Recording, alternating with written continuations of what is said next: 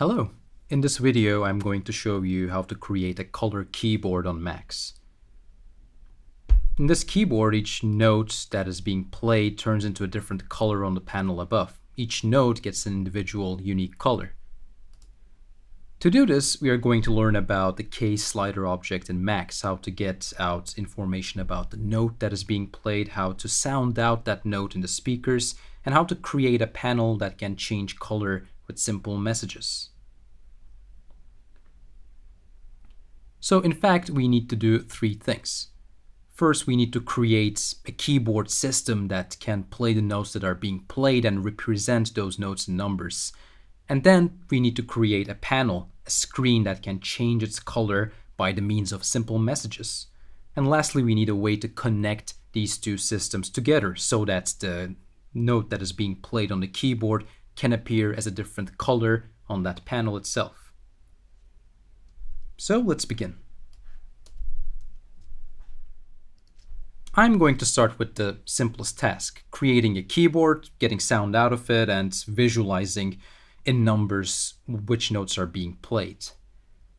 To do this, I need to create this keyboard interface object. In Macs, this is called kslider. So I'm first going to create a new object by pressing N, and then I'm going to type in kslider. When I press enter, this keyboard appears and I can move this keyboard around, I can change its size, it doesn't matter, its functionality stays the same. I'm going to put it here in the middle for now. And to interact with this keyboard, I need to lock the patcher. And I can lock the patcher by clicking this lock icon at the bottom left of the window. When a patcher is locked, it's possible to interact with the patch. It's possible to click on buttons, on numbers, to put in messages, changing sliders, and of course to click on this keyboard. Nothing is happening right now, but you can see I can click on each key. But it is not making any sound. And why is it not making any sound? Well, that's because the functionality of this object is not to send out sound. Kslider sends out numbers to represent which note is being played and the velocity of that note, how loud that note is. So let's visualize that. I'm going to unlock the patcher and I'm going to press I to create a number box. I am going to create another one here and connect the outlet of kslider into these number boxes. And now look what happens. If I play the kslider, something is happening. The notes are coming out of the left and right outlets. So the left outlet, the number here, is the note that I'm playing. This is in MIDI notation, meaning it's a number between 0 and 127. In this keyboard, the range is 36 to 83, and we can change it if we want to, but for our purposes, this is enough. And each time I go up a semitone, the number is going to increase by 1. This way, each note has its own unique number by which it is represented. And the second number is the velocity, so how loud that number is supposed to be. And again, this is in a number in a range that is between 0 and 127. If I click at the top of these keys, I'm going to get a high number, with the maximum being 127. And if I click at the bottom of these keys, I'm going to get a very low number. I don't think it's possible to get 0 or 1, but for instance, there is 2. So this way it's possible to play loud notes and quiet notes just by using your mouse and clicking on this keyboard. And this is nice and all, but there is still no sound coming out. To do this, we need to find a way, an object that would take these numbers and play them as a note. For this, I'm going to use the note out object, which is going to do exactly that. It's going to send out the notes through the speakers or headphones or whatever is the sound output of your computer. So I'm going to connect these number boxes here because note out expects two inputs. It expects a pitch and optionally it expects a velocity. Now I should be able to play this keyboard.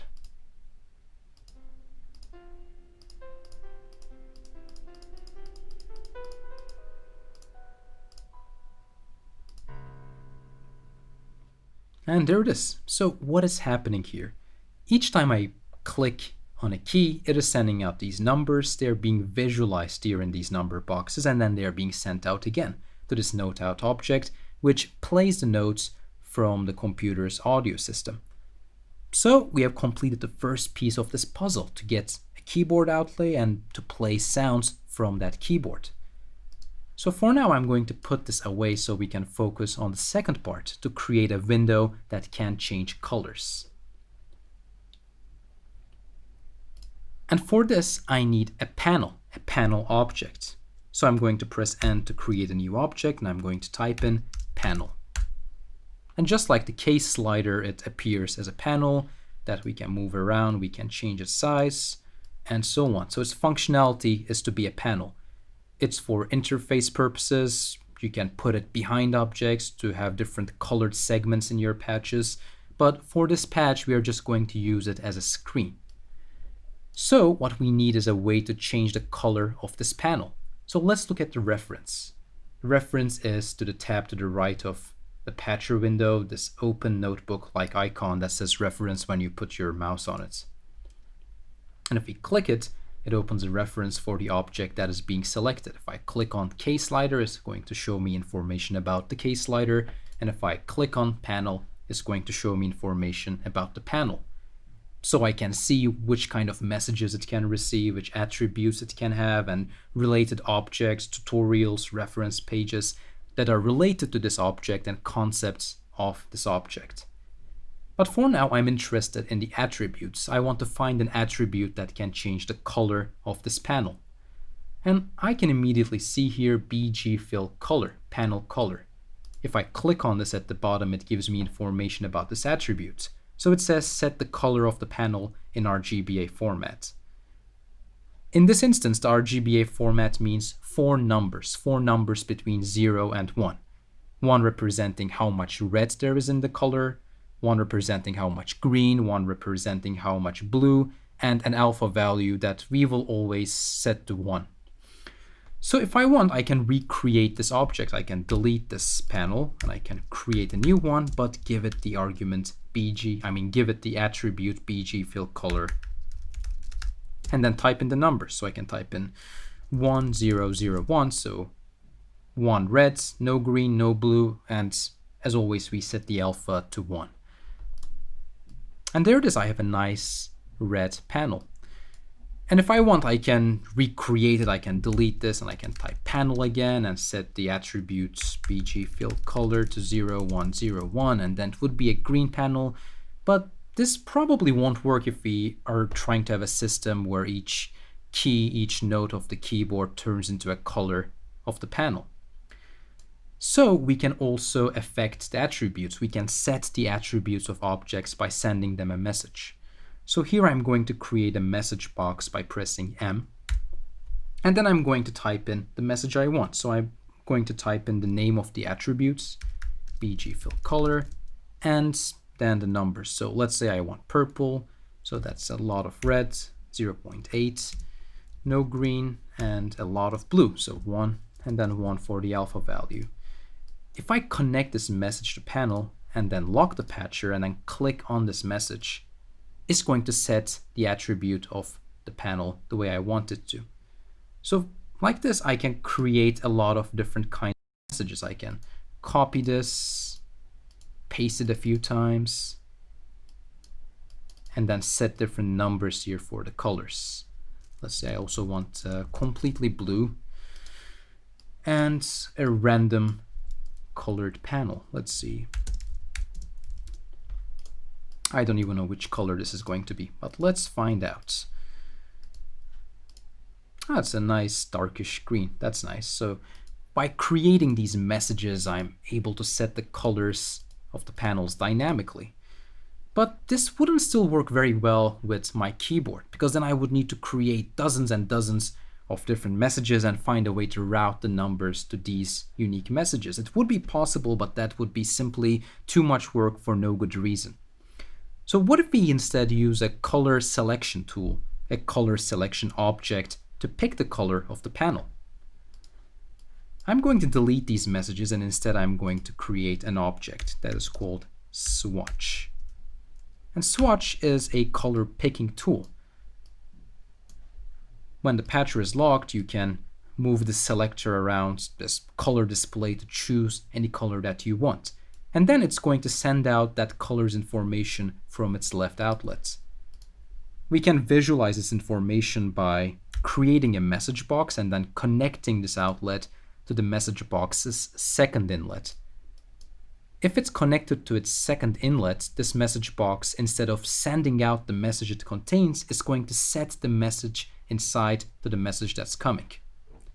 Simply put, let me show you. If I change the colors now, it sends out those numbers and they are being displayed in this message box. This is very useful to see which kind of information is being sent out by an object without having to print it or setting multiple number boxes. So here, obviously, we are getting 4 numbers. In our GBA format, it's exactly what we want for the panel. But here's the thing. If we try to send this directly to the panel, we are going to get error messages. Well, first of all, nothing is happening, and second of all, if I go into the Max console, there are a lot of errors. My God, that is a lot of errors. It's because each time I move this color selection tool ever slightly, sending out more and more messages, and each time panel is telling me that it doesn't understand float. Float meaning floating point numbers, decimal numbers. Panel doesn't know what to do with these numbers. We have to tell it which kind of attribute to change or what exactly to do with these numbers. So if we can put the message bgfillColor, the attribute we want to change, at the beginning of this message, panel would understand what is going on. To do this, let's create an object called prepend. Prepend is a very useful object. If you send a message to prepend, it will add to the beginning of that message whatever you write as an argument to the prepend object. So, for example, if I write prepend and then bgfillColor, and then send the output of my color selection object here, as a result, I'm going to get exactly the message I want. Well, the panel still doesn't work because it's not receiving the right message, but look here. Now the message has turned into bgfillColor and the numbers that I want. So now what I can do is I can delete all this and I can connect the outlet of prepend directly to the panel. And here it is. Now panel understands exactly which color is being selected, because prepend is putting at the beginning of the message bgfillColor, the attribute that we need to change. Okay, so far so good, but we still have one more problem. How do we connect this to the keyboard? So far we did the 2 parts of the puzzle. We have a working keyboard that can play notes, and we have a kind of a window that we can send dynamic messages to change the color. But now how do we get a single number, the note value from this keyboard, and turn it into a message that this would understand? Well, let's look at the help file. Let's look at the help patcher of Swatch. I can right click on any object and the first option will always be open object's name help. This is very useful because it opens a patcher that shows you what kind of messages this object can receive, what kinds of things it can do in action. If you want, you can even copy different objects here and use it in your own patches. The most important thing is that you know how these things work. So for instance, here is a knob that does exactly what I want it to do. It sends a singular message that is somehow being converted to different colors on Swatch, and it still sends out the same numbers. So before looking further at this, I'm just going to unlock this patcher and I'm going to copy these objects. And if I want, I can directly paste them inside my own patcher. Now this knob is sending out different numbers, so I can visualize it by creating a number box, which I can do by pressing I on the keyboard. And if I connect it to this knob, I can see that it's sending out numbers between probably 0 and 255. And this number is sent through this object, divide by 255. So if I'm getting a range of numbers between 0 and 255, and I'm dividing this result by 255, I'm going to receive a number between 0 and 1. Let's visualize this as well. I'm going to now create a floating point number box by pressing F. And this looks almost the same as the regular number box, but with a little difference. It has a decimal point here. Using these floating point number boxes makes it possible to visualize decimal numbers, in which case this is going to be a number between 0 and 1, so we need to be able to visualize 0.5, for instance. If I connect the outlet of this object here, now look what happens. I am indeed getting a number that is between 0 and 1. This translates the range of numbers in a way that the colors picking tool is going to understand. Okay, so then what happens to this number? It is being sent to this message, HSL $110.5. Okay, there's a lot to unpack here. So what is HSL? If you send the message HSL to the color selection object, it is going to start thinking of colors in a different way. Normally, we would have to send it messages in the RGBA format, so one number for the red, one number for the green, one number for the blue, and so on. But if we send it the message HSL followed by 3 numbers, it is going to instead think of colors in the terms of hue, saturation, lightness, the HSL color system. So then, the first number is going to affect the hue of the colors. So if it's red or green or blue or this blue or pink, this is going to get determined by the hue, the first number. The second number is going to affect the saturation, how pale or visible that color is. And then the last number, the lightness, is going to determine how bright that color is. So for instance, if it's completely bright, if the brightness level is 1, because remember all of these values go from 0 to 1, you're going to get just a white color. It's going to be 100% bright. And if the brightness is at 0, it's just going to be black because there is no brightness, no lightness to the color itself. And then now let's look at this $1. This is a very useful concept.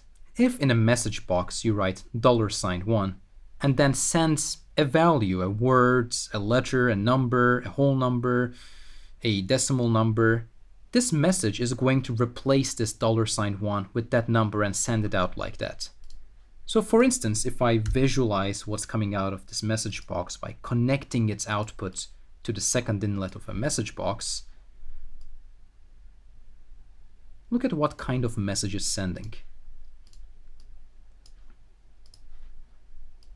It's sending the same message, HSL, but that $1 is replaced by whichever value is being sent out from this knob and this mathematical operation.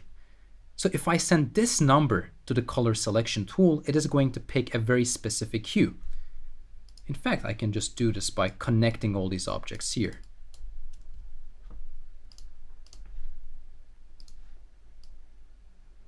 There it is. Now HSL is sending out a specific hue, saturation of 1, which means the colors are very visible, and a brightness of 0.5, so it's really in the middle between being too bright and too dark. So we can use a technique like this to send a single note value to the colors picking tool and then send that information to the panel. So let's see.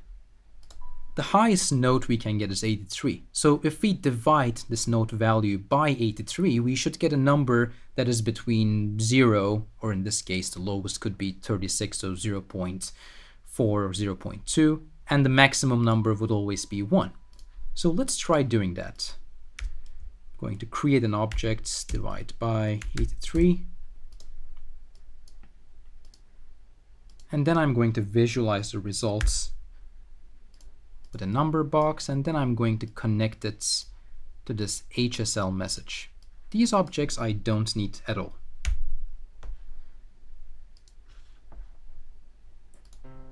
And here it is.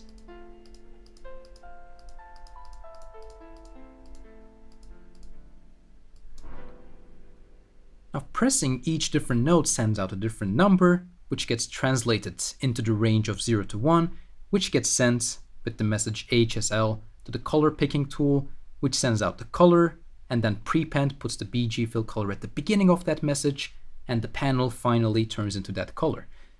It's a lot of things going on, but it's pretty straightforward. So we are taking a single data and we are just transforming it in certain ways until it is the kind of data that we want.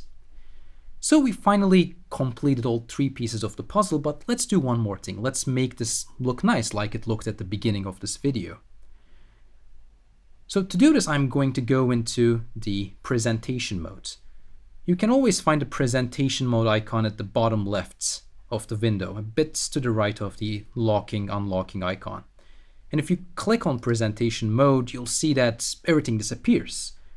That's because we need to go back into the patching mode and we need to tell these objects that they need to be in presentation mode.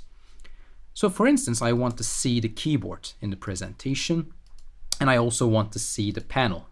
So I'm going to right click both of those and I'm going to add them to the presentation. And now they're here. And once again, I can move these around, I can change their sizes. This is not going to change how they function outside of presentation mode. If I go back into patching modes, I can see that they just snap immediately back to their place and their sizes go back to normal as well.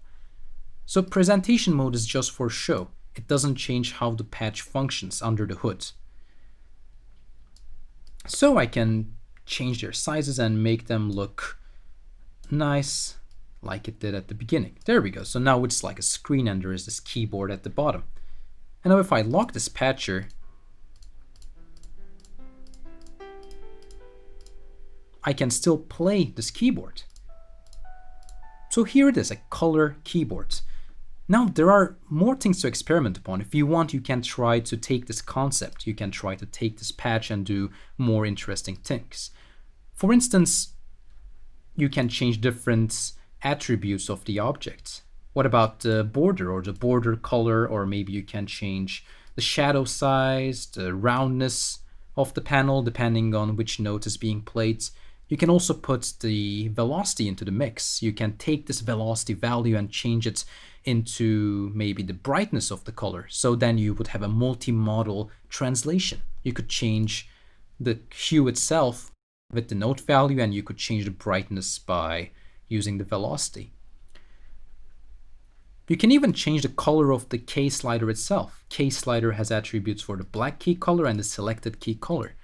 So by doing this, you can have a color keyboard where the screen is also the keyboard. So there are a lot of things, and I really urge you to experiment as much as you can with this patch to understand these concepts of creating attributes, changing different data into other kinds of data. I hope this has been helpful, and thank you for watching.